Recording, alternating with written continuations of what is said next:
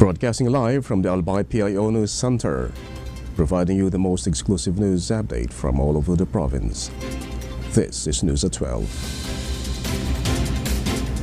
In the local scene, the Albay Provincial Health Office is now targeting over 60% immunization coverage and fully immunized children this year. According to Mark Gumba, Provincial National Immunization Program Coordinator, the province aims to increase coverage to meet the national target of 95%. Gumba shared that one of the initiatives adopted by Albay PIO in collaboration with the Department of Health and other stakeholders is the Big Catch Up program.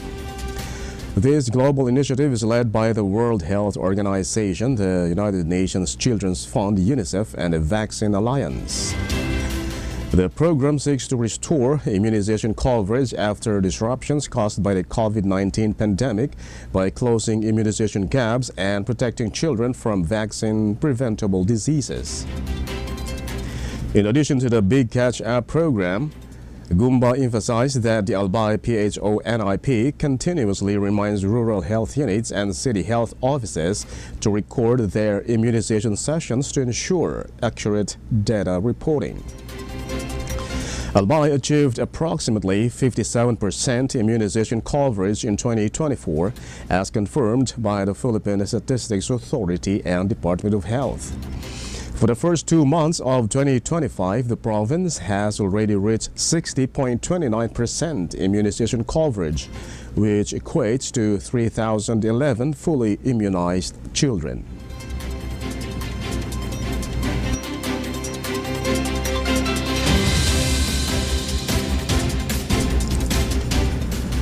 In other story, the Albay Public Safety and Emergency Management Office, in collaboration with the United Nations Development Program, is advocating for more efficient disaster risk reduction initiatives by transitioning from manual processes to digitization for data management. This initiative is linked to the development and operation of the Typhoon Response Analytics application designed to assist disaster management officials in tracking typhoons in real time, assessing local risk reports, managing evacuations, and sending real-time updates and alerts. A project kickoff for the application was held during the Shield Zero Casualty Predictive Analytics workshop on April 7 at the Albay Capital. Following this, a consultation, validation, and design meeting took place with the application developers, as well as concerned officers from the provincial government of Albay and the Philippine Atmospheric Geophysical and Astronomical Services Administration. According to Eugene Vincent N. Escobar, head of the APSEMO Research and Statistics Division, the development of the application is helping digitize parts of the manual data currently being gathered. However, he clarified that this transition is not a complete replacement of manual processes, but rather a shift towards digitization, which will still involve human analysis.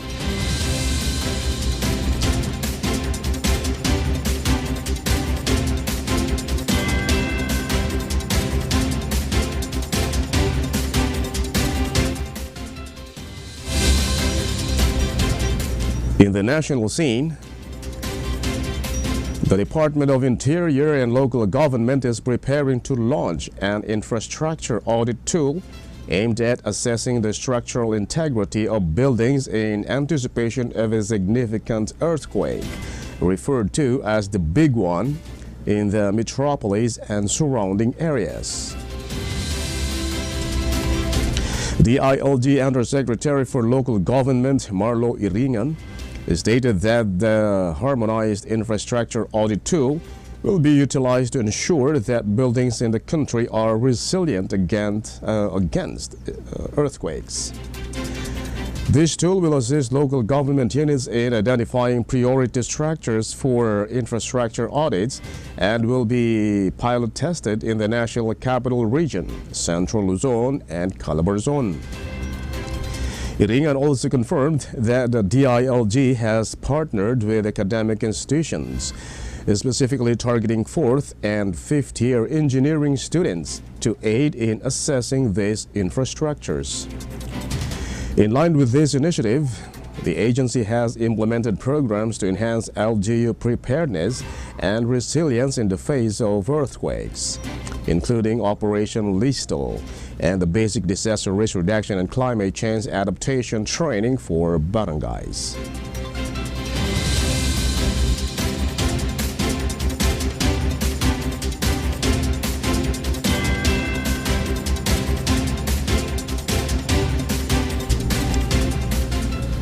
In other story, the defense team of former President Rodrigo Duterte has submitted a petition to Pre-Trial Chamber 1 of the International Criminal Court.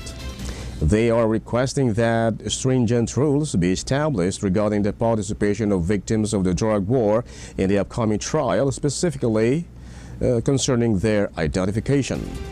The defense insists that identification must be verified using either a national identity card or a passport with a recent photograph. Duterte's lead legal counsel, Nicholas Kaufman, argued that by limiting the acceptable types of identity documents for the victims and their representatives, the ICC can enhance the reliability of the identity verification process and significantly reduce the risk of fraud.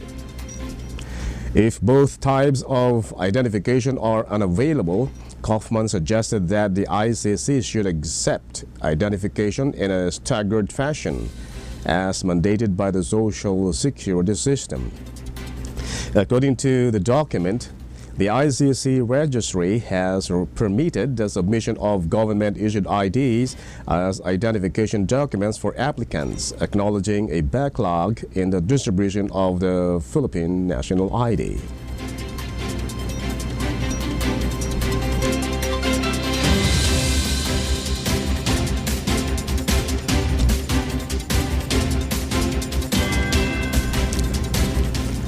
In other news, the Department of Social Welfare and Development is calling for volunteers to assist in relief operations for families affected by the recent explosive eruption of Canlaon volcano.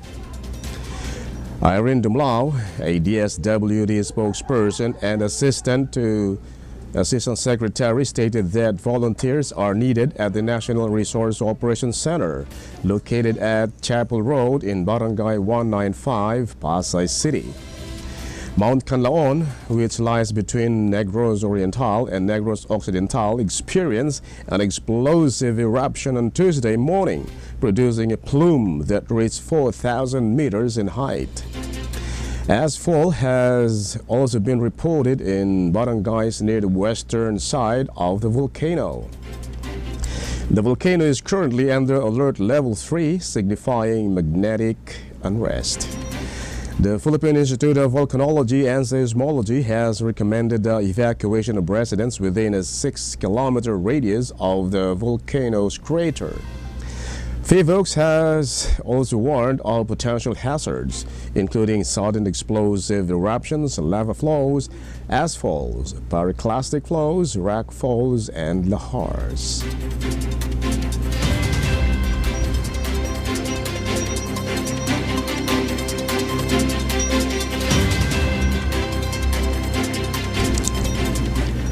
And in the news outside the country,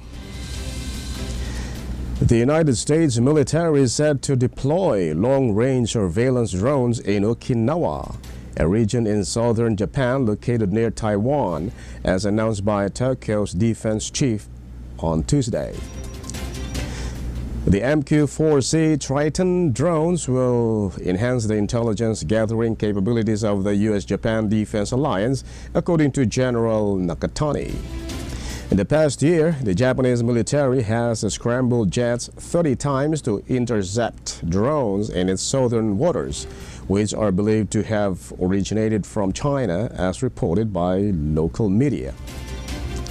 This is a significant increase compared to 9 interceptions in the 2023 fiscal year and 4 in fiscal year 2021, according to Japan's Yomiuri Shimbun Daily.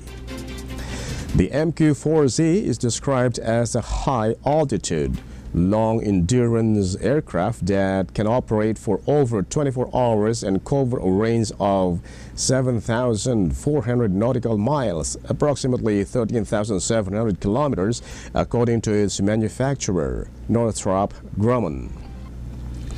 In addition to the MQ-4Z, Japan's military, which already possesses high-altitude drones, plans to acquire smaller attack drones to strengthen its national defense.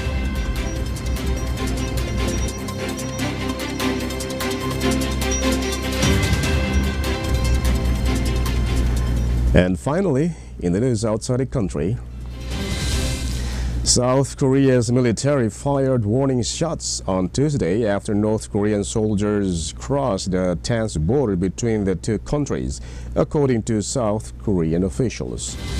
Violent confrontations and bloodshed have occasionally occurred at a heavily fortified border known as the Demilitarized Zone. Approximately 10 North Korean soldiers, some of whom were carrying weapons, violated the military demarcation line in the eastern section of the DMZ. South Korea's military stated that it is closely monitoring activities in North Korea.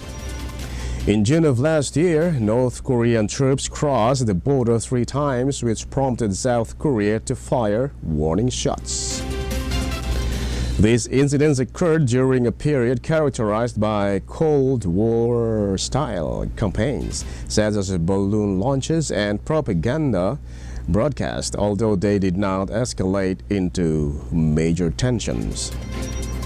At the time, South Korea's military assessed that the North Korean soldiers did not intentionally commit the border violation and indicated that the area was wooded, making military demarcation line signs difficult to see. The motive behind the Tuesday's border crossing by North Korean soldiers remains unclear.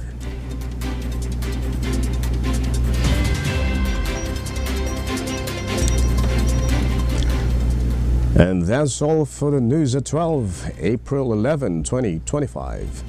We'll be back next week for more news updates. Thanks to our news writer Albay PIO and Erica Dumlao, and on the technical side, Chad Bobis.